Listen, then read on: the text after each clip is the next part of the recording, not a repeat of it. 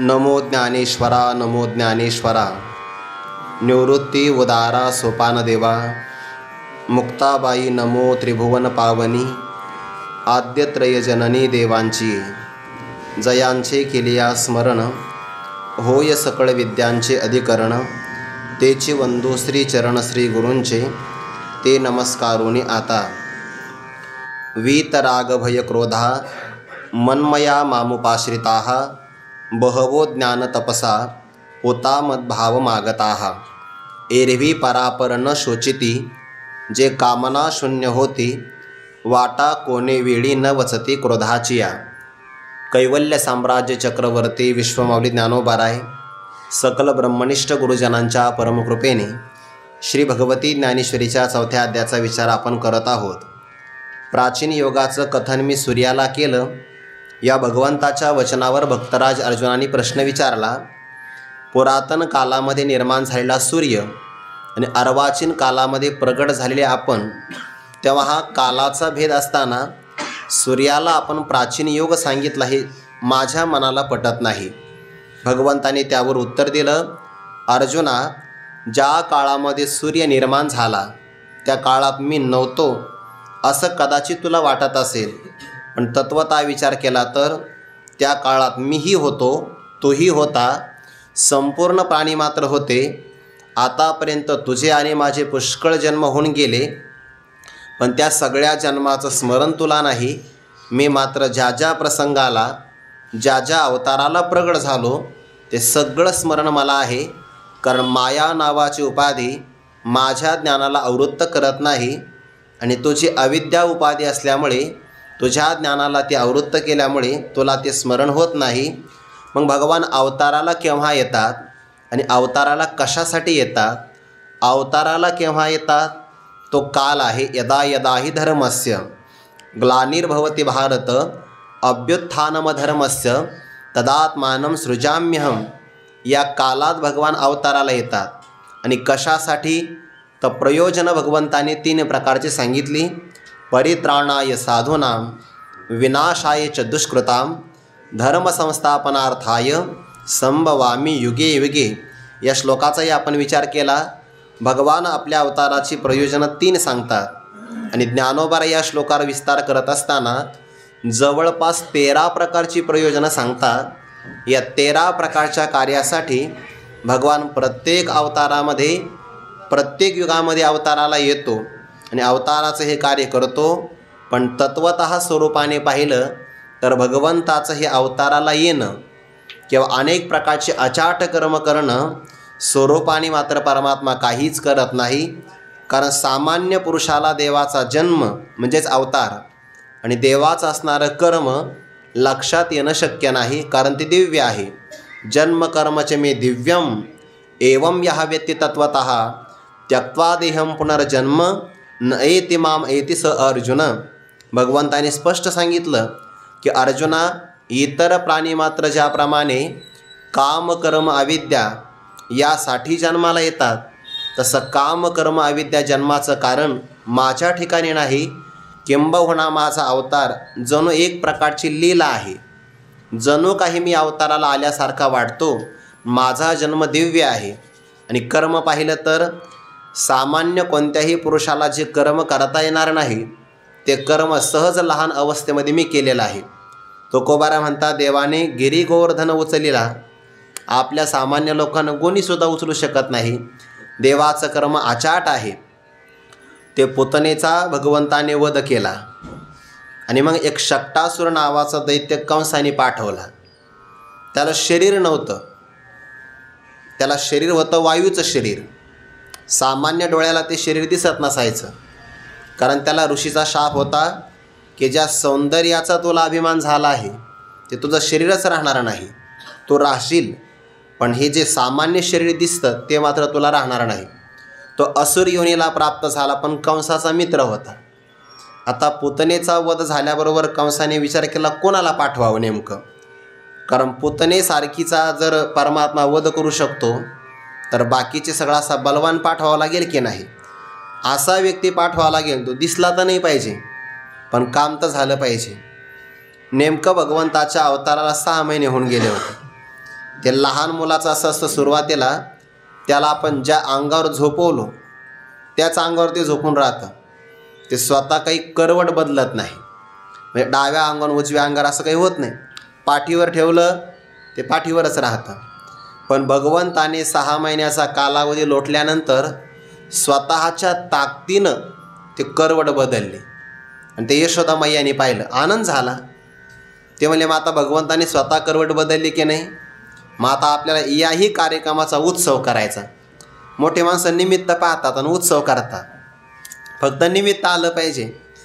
मग तारखेनुसार का वाढदिवस, तिथीनुसार वाढदिवस, निमित्त.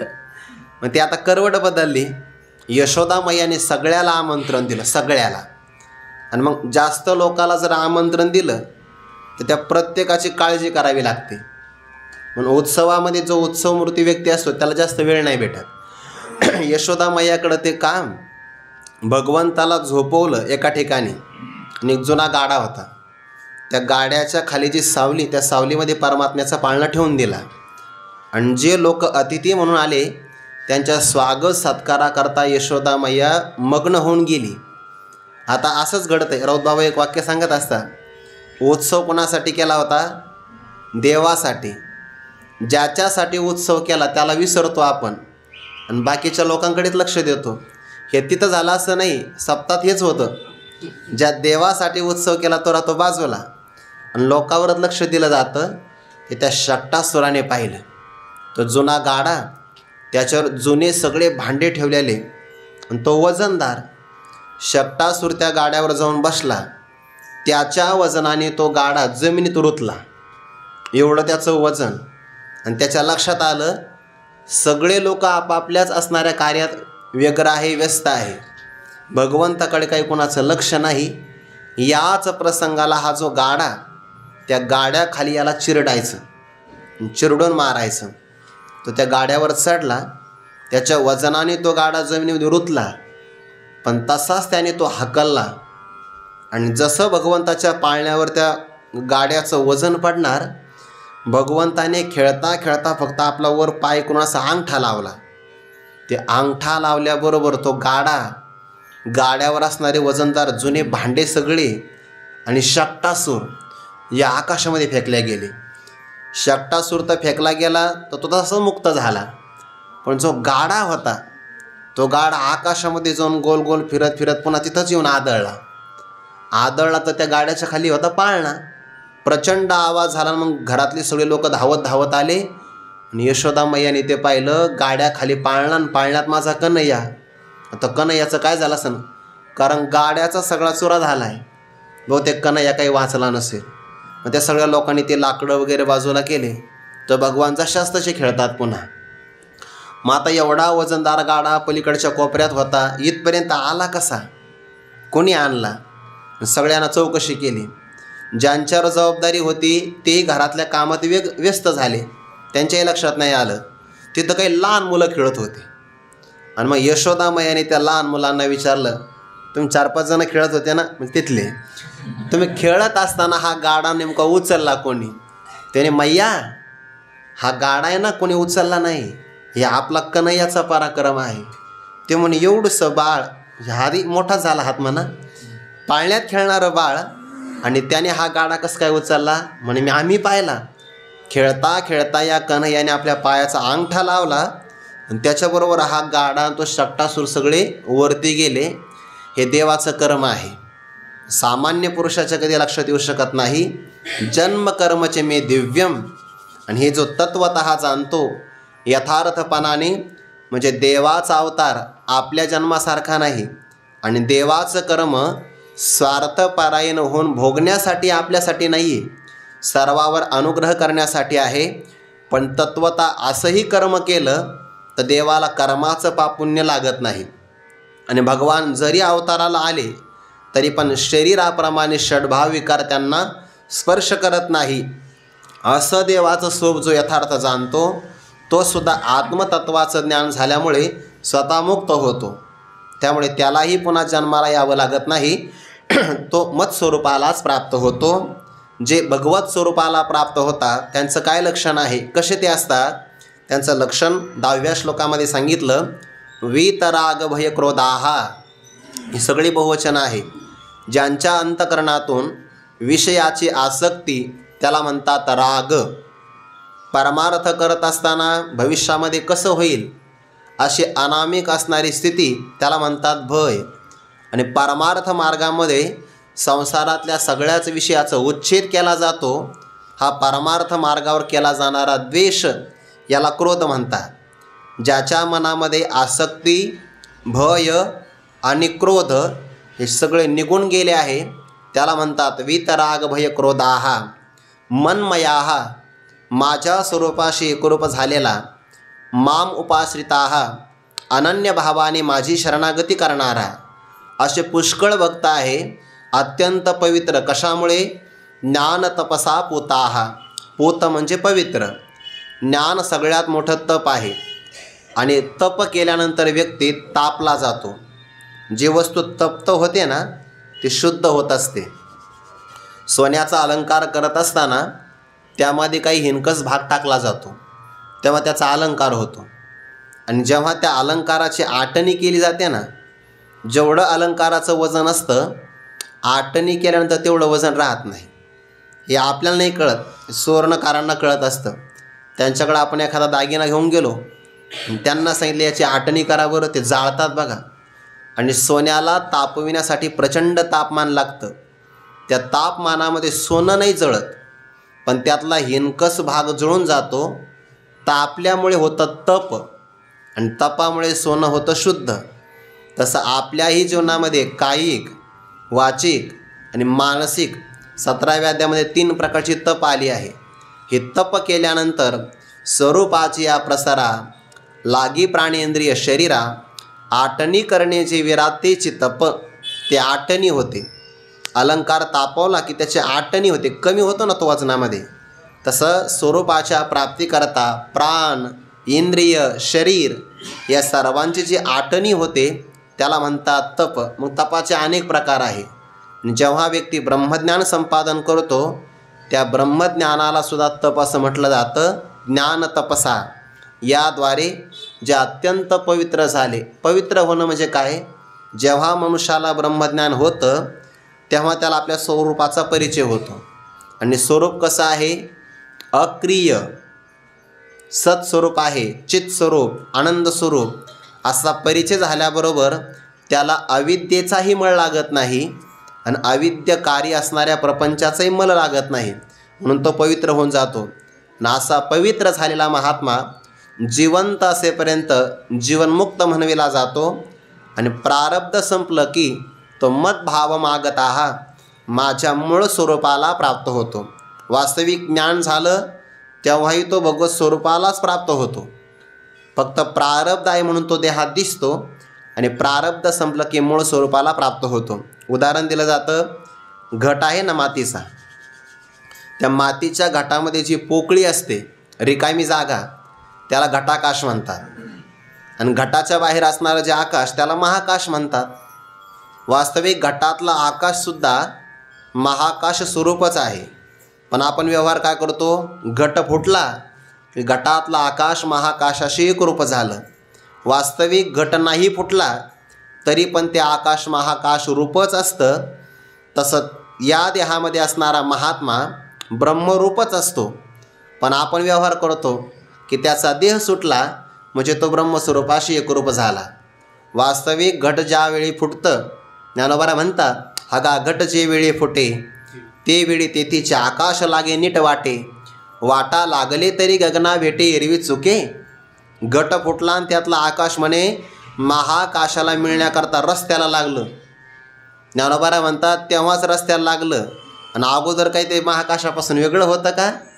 ते तेव्हासुद्धा काय होतं? आकाशच होतं. फक्त मध्यंतरी उपाधीचा बाध होतो किंवा अज्ञान कार्याचा बाध होऊन अज्ञानाचा नाश होऊन व्यवहार घडतो की तो स्वस्वरूपाला प्राप्त झाला. मद्भावम आगताहा. यावर आपण काल एका ओवीचं चिंतन करत होतो. एरवी परापर न शोचिती 60 क्रमांकाची ओवी आहे, 4था अध्याय. एरवी विचार जर केला तर परापर न शोचिती, ते शोक करत नाही. शोक मनुष्य केव्हा करतो? ज्या वस्तूवर आपलं प्रेम असतं आणि प्रेमाची असणारी प्रिय वस्तू तिचा जर आपल्याला वियोग झाला तर ते वियोगजन्य जे दुःख असतं त्याला शोक असं म्हणतात बरं. काही दुःख वस्तूच्या संयोगात प्राप्त होतात आणि काही दुःख वियोगात प्राप्त होतात. दुष्ट मनुष्य आपल्या जवळ आला हे संयोगातलं दुःख आहे आणि सज्जन व्यक्ती आपल्यापासून लांब गेला वियोगातलं दुःख आहे. दोन्ही दुःखच आहे, पण एक संयोगातला आणि एक वियोगातला आहे. याचा अनुभव प्रवासात येतो बघा. नेमकं जो व्यक्ती आपल्या जवळ बसून एस टीमध्ये असं वाटतं तोच व्यक्ती आपल्या जवळ येतो. ते आपले कपडे पाहतो आणि त्याला वाटतं बरं आहे. एरवी लोकाला आपण सांगत असतो 2 तास आणि आपलं भाग्य असं की त्याचा आपल्याला प्रवास संपेपर्यंत ऐकावं लागतं. याला म्हणतात दुर्जनाचा संयोग. त्याच्यातही दुःख होतं की नाही. बरं ते व्यसनी पुन्हा स्नान चांगलं न केलेलं हे अनेक प्रकार असतात, सगळे सांगत नाही आणि त्याचा संयोग प्राप्त झाला की मग दुःख होतं. हे संयोगातलं दुःख आहे. आणि एखादा सज्जन व्यक्ती असतो ज्याच्या सान्निध्यामध्ये आपला सहज परमार्थ होतो. नामस्मरण, स्वाध्याय, चिंतन हे सगळं घडतं. पण असा व्यक्ती निघून गेला तर त्याच्या वियोगात दुःख होतं की नाही. म्हणजे प्रिय व्यक्तीच्या वस्तूच्या वियोगामध्ये जे दुःख होतं त्याला म्हणतात शोक. आणि शोक घडण्याकरता एकतर व्यक्ती आपला असावा लागतो, नाहीतर मग परका असावा लागतो. आपला असेल तर वियोगात दुःख आणि परका असेल तर संयोगात दुःख. म्हणून ज्ञानोबा म्हणतात एरवी विचार केला तर पर म्हणजे परका आणि अपर म्हणजे आपला. दोन्हीच्याही संबंधाने ते शोक करत नाही. किंवा पर अपर म्हणजे मागचं आणि पुढचं, भूतकाळातलं किंवा भविष्यकाळातलं याही संबंधाने तो शोक करत नाही. का करत नाही बरं? कारण महापुरुषाचं अंतःकरण एवढं व्यापक असतं त्याच्या मनामध्ये आपपर भाव नसतो. वासुदेवामध्ये प्रमाण फार गोड आहे बघा.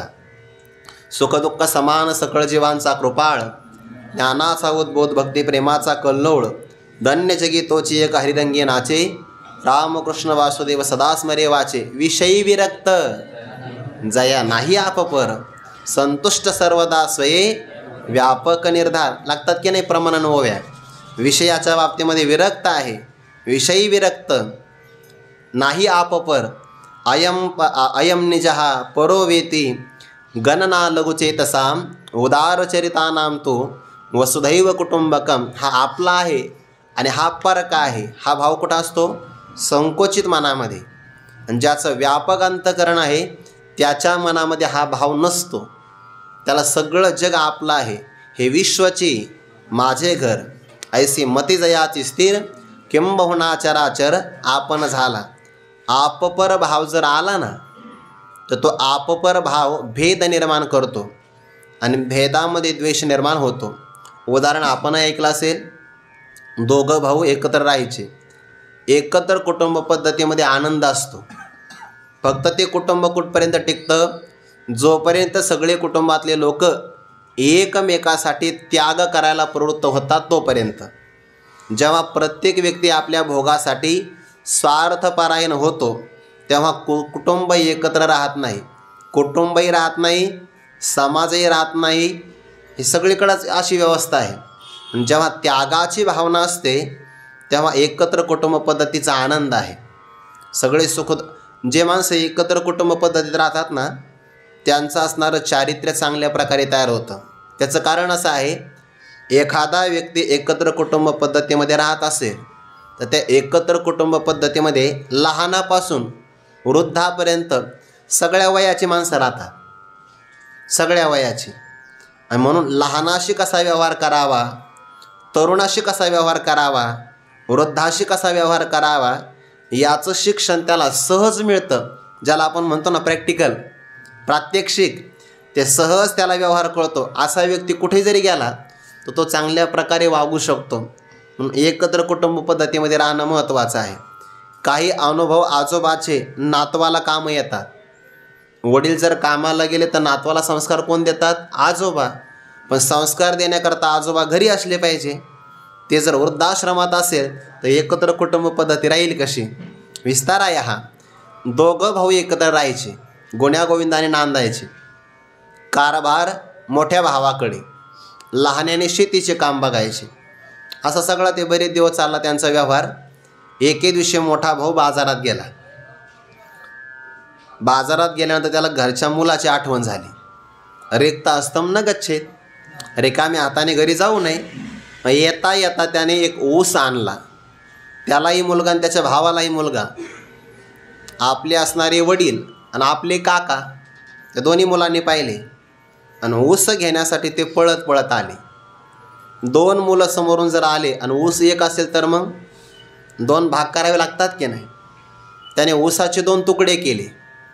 पण देताना त्याच्या लक्षात असं आलं, ज्या भागाकडे आपला मुलगा आहे तिकडं वाढ्याचा भाग आला आहे आणि जिकडे भावाचा मुलगा आहे ऊसाचा मुळाचा भाग आला. असं म्हणतात की मुळाकडचा गोड असतो, पण गोड असला तरी मुळासहित खायचा नसतो. तिकडचा गोड आहे आणि वाड्याकडचा थोडासा कमी गोड असतो. ते जास्त खाल्ला की सर्दी होते. मग असा ऊस द्यायचा की नाही. पण देताना लक्षात आलं चुकलं म्हणून त्याने असं तिरकस हात केला, गुणाकार केला. आणि नेमकं ही गोष्ट त्याच्या असणाऱ्या भावाच्या पत्नीने पाहिले गॅलरीतून. भाऊ आला. दुपारी हा प्रसंग घडला होता. तिचा पती सायंकाळी जेवायला आला आणि मग तिने काय दिव्य ज्ञानाचा उपदेश केला असेल. हा गुप्त उपदेश असतो बरं. इदंतो ते गुह्यतमम, इथे गुह्यतमम शास्त्र. त्यानं काय गुह्य उपदेश केला असेल काही माहिती. सायंकाळी ते दोघं भाऊ एकत्र जेवले आणि जेवण झाल्यानंतर लहान्याने सांगितलं मोठ्याला, दादा उद्या आपल्याला वेगळं निघायचं. म्हणे अरे का नाही. म्हणे वेगळं निघायचं सांगण्यासारखं काही नाही. अरे पण कारण तर सांग. तो नाही काही नाही. असं होतं ना, ते फक्त असं झालं.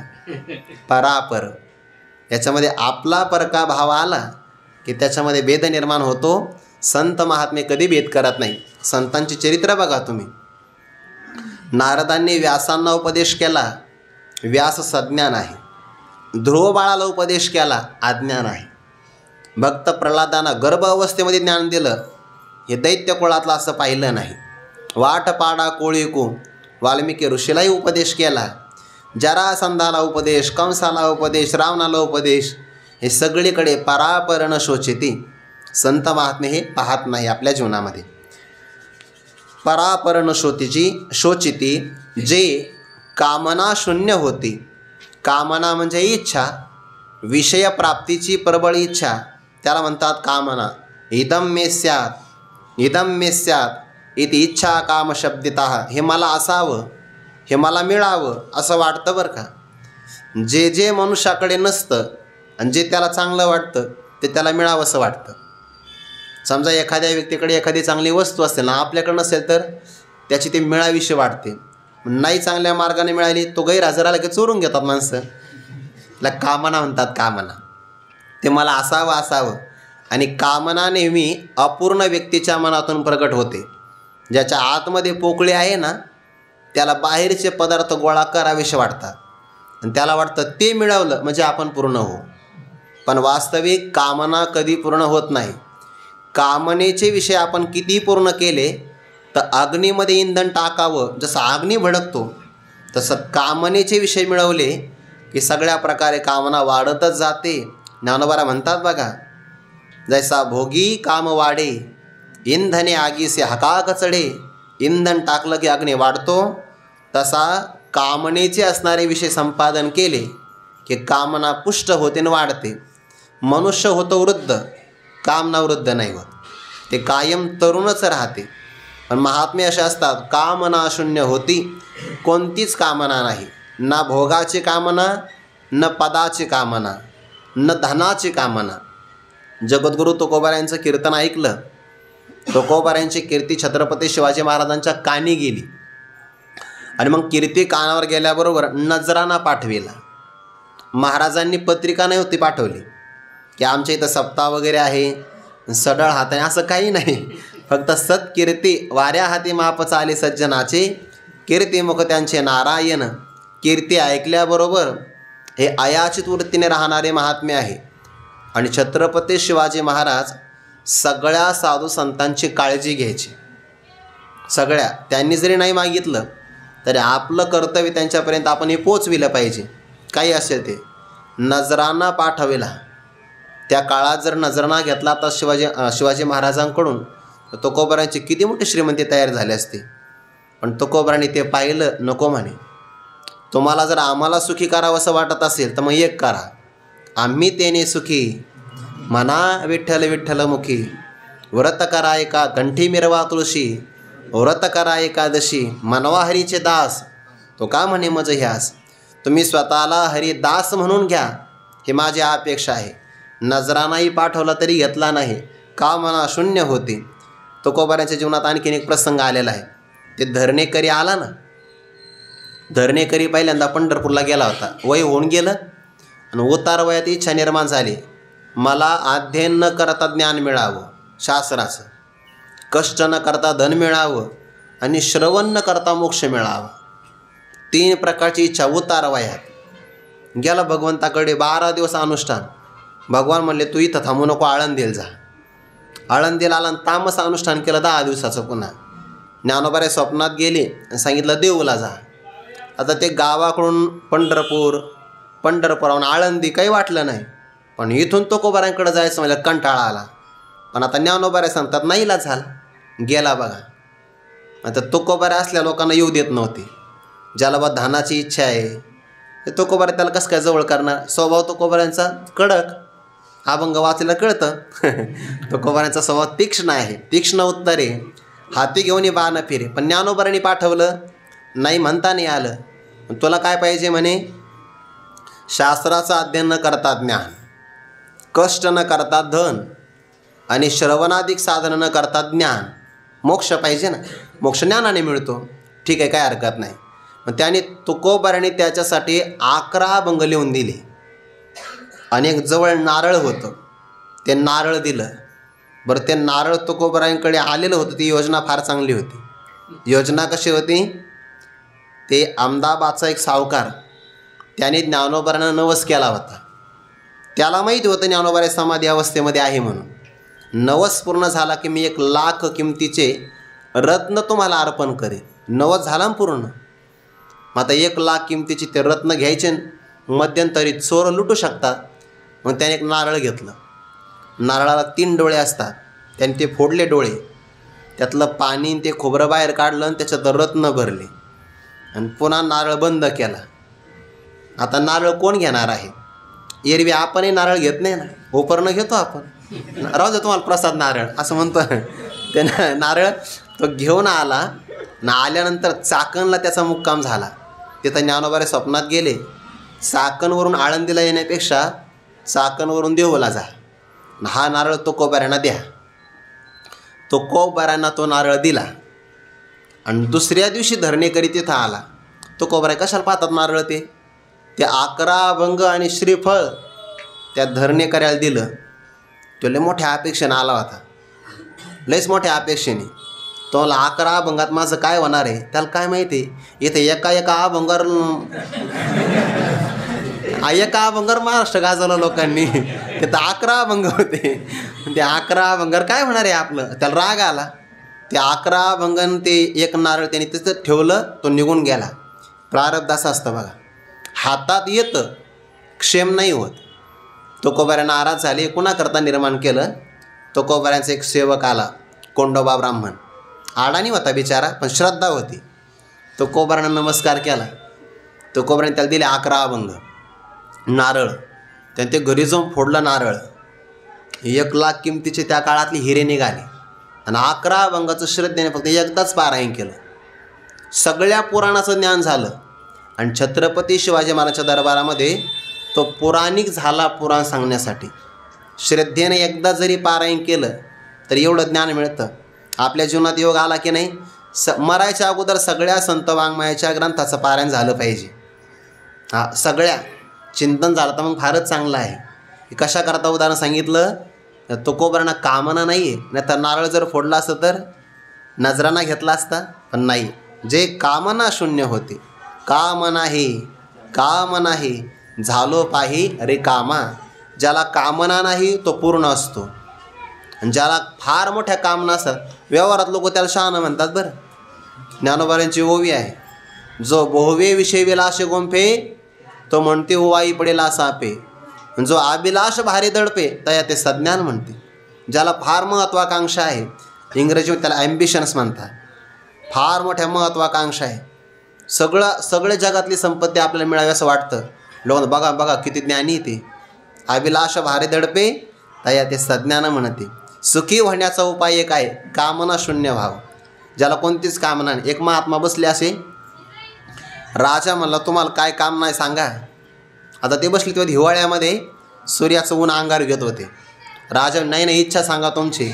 ते मला काहीच इच्छा नाही. नाही पण सांगाच तरीसुद्धा इच्छा आहे, मला तुम्हाला काहीतरी द्यायचं आहे का. एक काम कर, थोडा बाजूला हो, ते सूर्याचं ऊन पडू दे माझ्या अंगावर, एवढीच इच्छा आहे, होय बाजूला. कामना शून्य होती, काहीच कामना नाही. वाटा कोणे वेळी न वचती क्रोधाच्या वाटा कोणे वेळी न वचती. क्रोधाच्या रस्त्यावर कोणत्याही वेळी ते कधी जात नाही. कधी जात नाही म्हणजे शांत असतानाही जात नाही, आणि क्रोध निर्माण होण्याचा प्रसंग आला तरीही जात नाही. संतांना क्रोध येतच नाही, आणि जर कदाचित आला तर तो वरवर फक्त आणल्याचा आव असतो. आपल्याला उदाहरण सगळ्यांना माहिती आहे. शांतीब्रह्म एकनाथ महाराजांना कधीच क्रोध आला नाही. मग आता चांगली गोष्ट आहे का नाही. त्यांना क्रोध येत नाही म्हणून काही लोकांना क्रोध यायचा, घेणं देणं काही नाही. तुम्हाला क्रोध येत नाही त्याचं कारण यांना क्रोध नाही आला तर लोक यांना शांतीब्रह्म म्हणतात. यांच्यामध्ये लोकांची प्रसिद्धी होऊन जाते, ती काही लोकांना खटकते. आता ते असे लोक, आणि त्यांचं संघटन लय लवकर होतं. विरोधातले लोक लय लवकर एकत्र येतात. तर गावात एका वाट्यावर थांबले, नाथांना क्रोध आला पाहिजे म्हणून, कसा का होईना. गावात एक नवीन व्यक्ती आला, नवीन दिसता, चौकशी म्हणे हो कशा करता आलात. आणि मी असं ऐकलं की नाथांकडे सगळ्यांच्या इच्छा पूर्ण होतात, पण कशा करता. माझ्या मुलीचं लग्न आहे, 200 रुपये मला खर्च आहे, हुंडा वगैरे सगळं द्यायचं आहे, दक्षिणा द्यायची वगैरे असेल, आम्ही देतो 200 रुपये. एक काम करावं लागेल, तुम्ही सांगा ना. नाथांना क्रोध आला पाहिजे असं काही पण करा, तुम्हाला क्रोध तर मी आत्ता आणतो. यांनी तोपर्यंत वर्गणी गोळा केली 200 रुपये. आणि नाथांना क्रोध आला पाहिजे. जोड्यासहित देवपूजाच्या घरात आला, जोड्यासहित. नाथ महाराज म्हणले वा वा वा, काय भक्ती तुमची. जोडा घराच्या बाहेर काढावं याचंही तुम्हाला भान राहिलं नाही. तो गार होऊन गेला. म्हणजे बापरे, यांना क्रोध आणण्याचा प्रकार आपण केला, क्रोध येत नाही. आणखीन 2-3 प्रकार केले, रडू लागला बिचारा. नाथांनी सांगितलं जेवण करा, रडता का. आणि मग त्यांनी इतिहास सांगितला.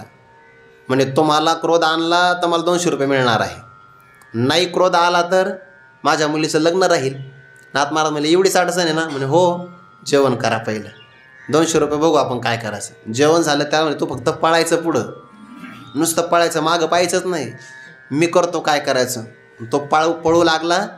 नाथ महाराजांनी चुलीतलं पेट तर लाकूड घेतलं आणि त्याच्या मागं धावले. कुठपर्यंत, ओट्यापर्यंत, चौकापर्यंत. आणि ते जेव्हा लोकांनी कॅमेरा शूटिंग केली, माणूस पळतोय, नाथ महाराज त्याच्या मागं, बस बस बस बस बस कृतकृत्य झालो, इच्छा केली ते पाहावं. लोकांना बस आम्हाला हीच इच्छा होती की तुम्हाला क्रोध आला हे पाहायचं आहे म्हणून. पण आता तो क्रोध आला होता का आणला होता. स्वाभाविक फक्त कार्यासाठी आणला, त्यांना क्रोध येत नाही. किंवा जर क्रोध आला त्यांना, त्यांच्या क्रोधातही कल्याण आहे. क्रोधातही नारदांना राग आला त्या कुबेरपुत्रांचा, शाप दिला, झाडं व्हाल. त्याने झाडं आणि किती दिवसापर्यंत, भरपूर कालावधी जाईल. पण पुन्हा नारदजी म्हणले माझ्या क्रोधात तुमचं कल्याण आहे. कसं, जरी तुम्ही अर्जुन वृक्ष झालेत तरी पण भगवान श्रीकृष्ण परमात्मा तुमचा उद्धार करतील. पण ते उखळाची लीला आहे ना, ते त्यांच्यासाठी करावी लागली. म्हणजे क्रोधातही साधूच्या कल्याणच आहे. वाटा कोणी वेळी न वचती क्रोधाची या. वशिष्ठांची 100 पुत्र मारले विश्वामित्राने, राग नाही आला. ज्ञानोबांना आळंदीमध्ये भिक्षा नाही मिळाली, राग नाही आला. उलट खळांची व्यंकटे सांडो तया सत्करी मिरती वाढो, भूता परस्परे पडो मैत्र जीवाचे. हे ज्ञानोबांची प्रार्थना आहे. वाटा कोणी वेळी न वचती क्रोधाची या. सदा शब्द फार महत्त्वाचा आहे. सदा मियाचे आथिले. आथिले म्हणजे संपन्न आहेत, श्रीमंत आहेत, पण कशाने, व्यावहारिक भोगाने नाही. मी याची, माझ्याने ते संपन्न आहे.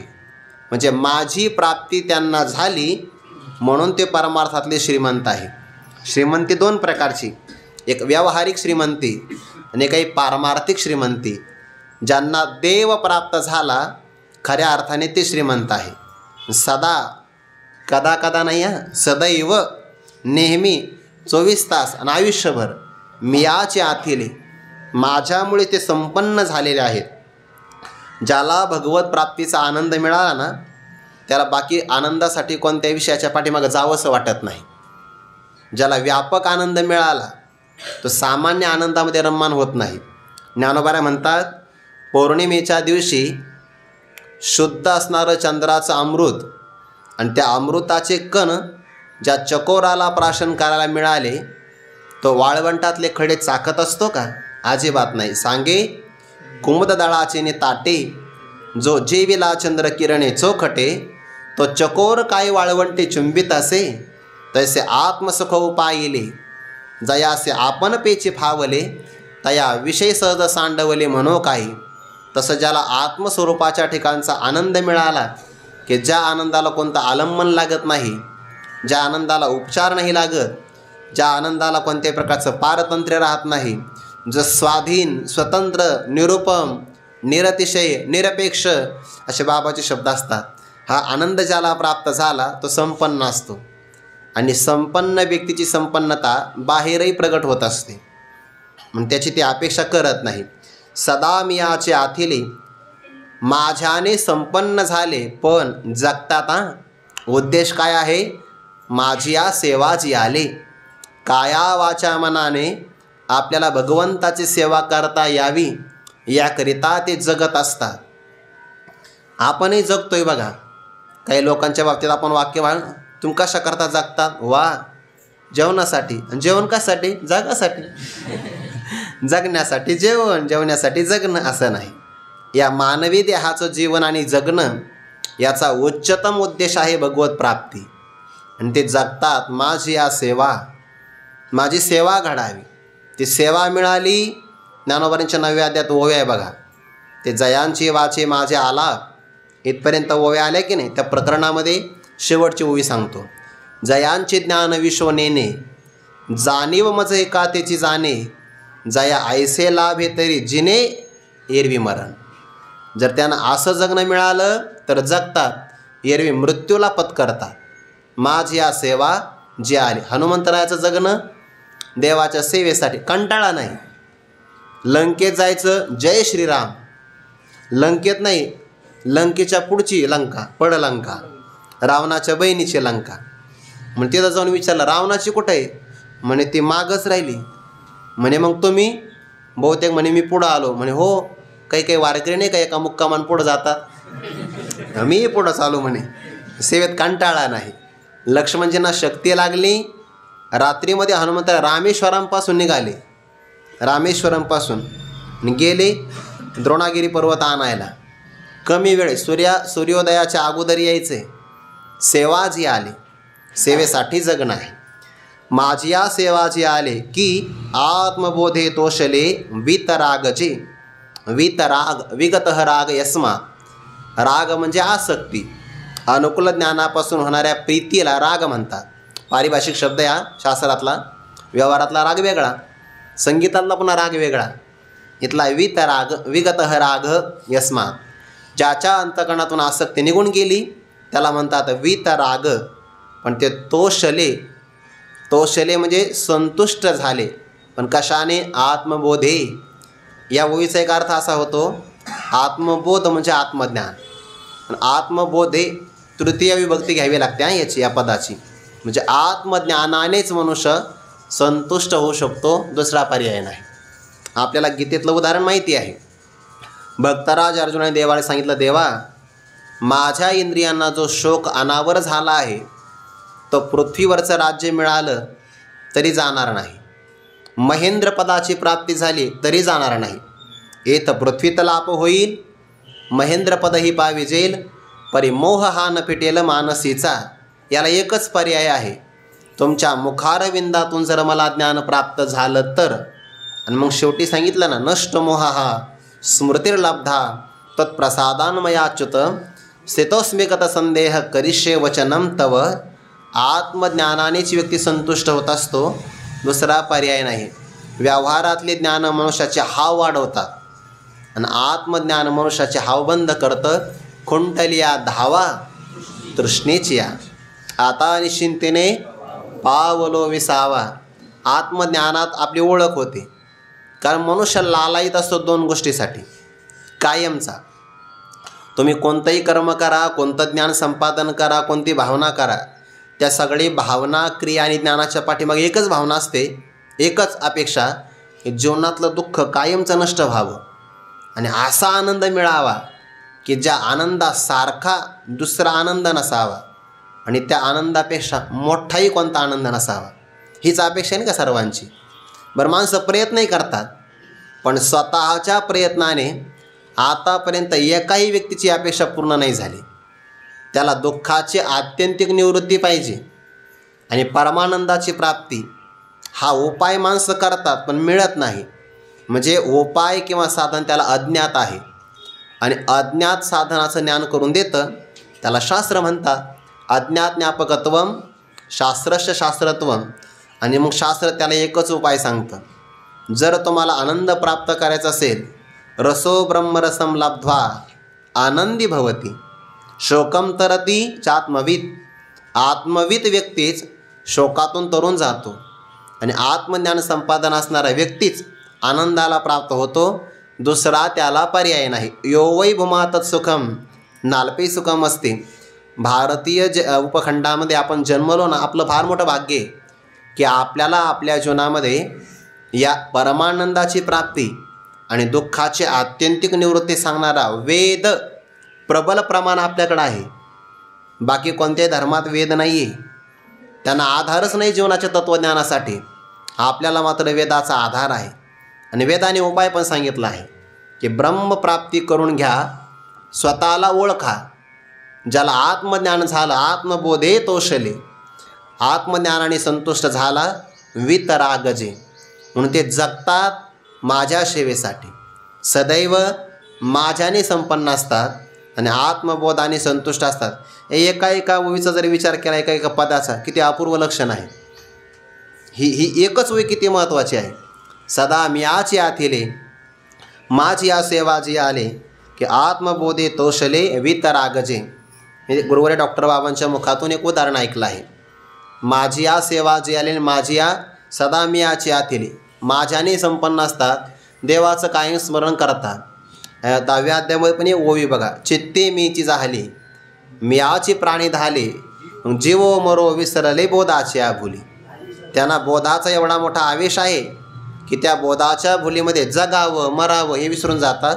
गुरुवर्य डॉक्टर बाबांनी एक उदाहरण सांगितलं. भगवंतावर सगळ्यात मोठं प्रेम श्री राधाराणींचं. आज राधाष्टमी आहे ना, सर्वात मोठं प्रेम. आपल्याला भगवतविषयी जर प्रेम प्राप्त करायचं असेल तर श्री राधाराणीची भक्ती केली पाहिजे, सर्वात मोठं प्रेम. आणि मग भगवंताचा प्रेमाचा व्यवहार. एके दिवशी सहज भगवंताने राधेकडे पाहिलं, हाताला जखम झालेली होती. प्रभूने विचारलं, जखम कशात झाली? मग राधाराणीने उत्तर दिलं, 6 महिन्यापूर्वी सहज तुमचं नख लागलं ना, अजून जखम बरी नाही झाली. गुरु डॉक्टर विनोदाने सांगत असतात, भगवंताने विचारलं, तुला डायबिटीज वगैरे नाही ना? काय ज्याला मधुमेह असतो त्याची जखम बरी होत नाही असं म्हणतात.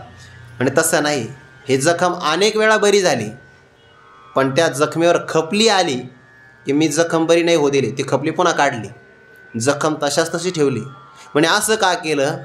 म्हणे प्रभू, या जखमेकडे पाहिलं की मला तुमची आठवण येते आणि तुमचं स्मरण झालं की मला दुःख होत नाही. तुमचं स्मरण व्हावं याकरता मी जखमसुद्धा बरी होऊ देत नाही. सदा मी याची आथिली माझी या सेवा जी आले की आत्मबोधे तोषले वितरागजे. कसे आहेत ते महात्मे? जे तपो तेजाची आराशी की एकायतन ज्ञानासी, जे पवित्रता तीर्थांसी तीर्थरूप, ते मदभावासह जे आले मी तेची ते होणे ठेले, जे मज तया उरले पदर नाही. 2 ओव्याचे एकत्र विचार आहे. जे तपो तेजाची आराशी, तप हेच तेज आहे. तपाने सुद्धा व्यक्ती तेजस्वी दिसतो. बरं, एरवी आपण तप वेगळंच पाहतो, आपल्याला तेजही वेगळं दिसतं.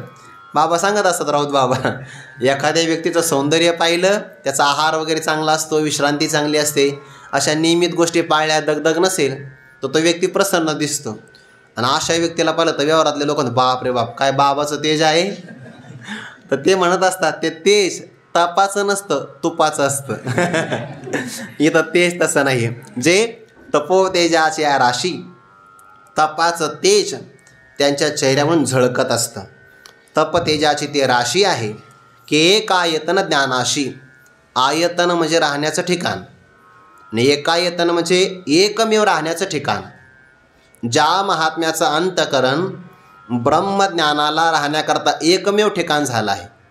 ज्ञानाशी जे एकायतन म्हणजे ब्रह्मविद्या ब्रह्मज्ञान विचार करतं की मला जगामध्ये जिवंत राहायचं असेल तर मला कोणाच्या तरी अंतकरणाचा आश्रय केला पाहिजे, मी कोणाच्या तरी हृदयात राहिलं पाहिजे की नाही.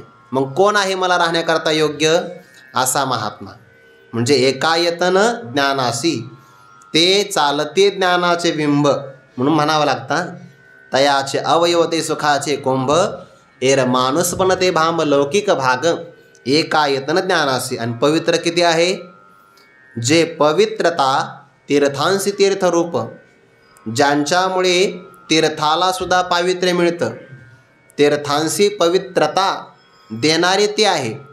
आपल्या पावित्र्यामुळे तीर्थ पावन होतात, म्हणून तीर्थांशी तीर्थ झाला तोची एक, मोक्ष तेने दर्शन. तीर्थाला सुद्धा तो सेवनीय आहे, म्हणजे तीर्थ त्यांची वाट पाहता, तीर्थे त्यांची इच्छा करीती नित्य काळ, व्हावया निर्मळ आपणाशी. ज्ञानोबराय आणि नामदेव महाराज तीर्थयात्रा करतात ना. भूतळीची तीर्थे पहावी नयनी असे आर्तमनी विष्णुदासा. आता आपणही तीर्थयात्रा करतो, पण आपली तीर्थयात्रा आपल्याला पावन करण्यासाठी आणि संतांची तीर्थयात्रा तीर्थाला पावन करण्यासाठी. पण ज्ञानोबाऱ्या जेव्हा वाराणसीला जाता तेव्हा ज्ञानोबाच्या स्वागताकरता साक्षात विश्वनाथ समोर येतात. ज्ञानोबाचा हात प्रेमे धरी विश्वनाथ. आणि मग भगवंताने विचारलं किती दिवस प्रवास झाला, काही श्रम वगैरे, ऐसे बोलत चालत दोघे आले गंगेआत. ज्ञानोबराय आल्याबरोबर जो गंगेला पूर आला, त्या गंगेने विचार केला एक आराध्य मला मस्तकी धारण करणार आहे आणि एक आराध्य ज्यांच्या चरणापासून मी निर्माण झाली आहे. ज्ञानोबराय महाविष्णूचा अवतार आहे, महाविष्णूंच्या चरणापासून मी निर्माण झाले, म्हणून त्यांचं पुन्हा चरण प्रक्षालन केलं पाहिजे.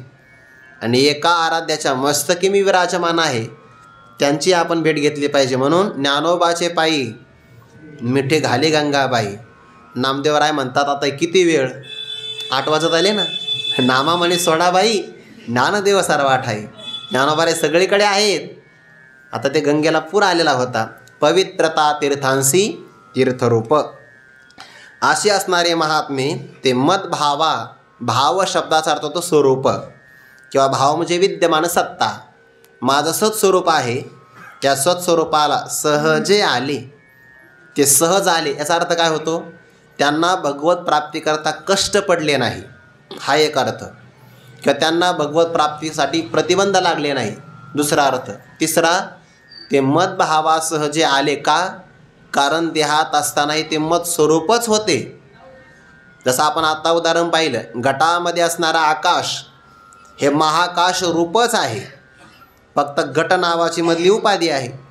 उपाधी बाजूला झाली की घटकाश महाकाशाशी एक रूप आहे. किंबहुना उपाधी बाजूला नाही झाली तेव्हासुद्धा तिथला आकाश महाकाश रूपच आहे. म्हणून मदभावा सहजे आले. तो का म्हणे कैशी केव कोठे जीव निराळा, म्हणून ते माझ्याशी एकरूप होऊन गेले. मी तेची ते आणि मी एकच आहे. फक्त जीवाची अविद्या उपाधी बाजूला करा, ईश्वराची माया उपाधी बाजूला करा, वाचार्थाचा त्याग करून लक्षार्थामध्ये असणारा ऐक्य एकच आहे. मी तेची ते किंवा ते तेची मी, दोन्ही अर्थ होतात. होऊन ठेले, होऊन राहिले. मी आहे तसंच स्वरूपाला ते प्राप्त होऊन राहिले. का बरं? ज्ञानोबा म्हणतात जे नाम कारण मजतया उरले पदर नाही. याचा अन्वय असा आहे, मजतया पदर उरले नाही. पदर म्हणजे प्रतिबंध, पदर म्हणजे आडवा भाग. थोडं उदाहरण देऊ काय? उदाहरण थोडंसं वेगळं आहे पण सांगतो आता. व्यवहारामध्ये लग्न होतं ना, लग्न शब्दाचा अर्थ होतो ऐक्य. एक रूपात त्याला लग्न म्हणतात. लग्न कोणाचं होतं? वधूवराचं. केव्हा होतं? हां, जेव्हा तो आंतरपाठ, पाठ म्हणजे वस्त्र ना, आणि ज्याच्यामुळे त्या दोघात अंतर आहे ते अंतरवस्त्र वराडी सावचित्त ऐक ते म्हणतात ना सर. आता ते आपले पाठ नाही नाष्टक पण जेव्हा ते वस्त्र अंतरपाठ बाजूला होतो तेव्हा त्या दोघांचं लग्न झालं की नाही ऐक्य. तसंच आहे जीव आणि ब्रह्मामध्ये माया नाविद्येचा अंतरपाठ आहे, पदर आहे, एक प्रकारचं प्रतिबंध आहे, आणि आता तो उरलाच नाही. त्यामुळे मी त्याची ते होणे ठेले जे मज तया उरले पदर नाही. दृष्टांत दिला व्यवहारातला कळण्यासाठी, पण इथं असा घ्यायचा जे मज तया उरले पदर नाही. आता प्रतिबंध नसेल तर स्वरूपच राहतं. कसं? पुढे ज्ञानोबा दृष्टांत देऊन सांगता. सांग बरं अर्जुना, सांगे पितळीची गंधी काळीक, जे फिटली होय निश्चेख, तै सुवर्ण काही अनेक जोडू जाईजे, तैसे यमनियमी कडसले, जे तपोज्ञाने चोखाळले, मी त्याची ते झाले. इथं संशय काय असा उदाहरण दिलं आहे, विस्तार उद्या करतो याचा. पितळाच्या ठिकाणी कलंक असतो, पितळाचा कलंक जर पूर्णपणे बाजूला झाला तर पितळामध्ये आणि सोन्यामध्ये काय फरक आहे? काहीच फरक राहत नाही. कारण सोनं तरी पिवळंच आहे, पितळ तरी पिवळंच आहे, फक्त फरक आहे सोन्याला डाग नाही लागत. पितळाला नुसता हात जरी लागला तरी डाग पडतो, ठसे उमटतात.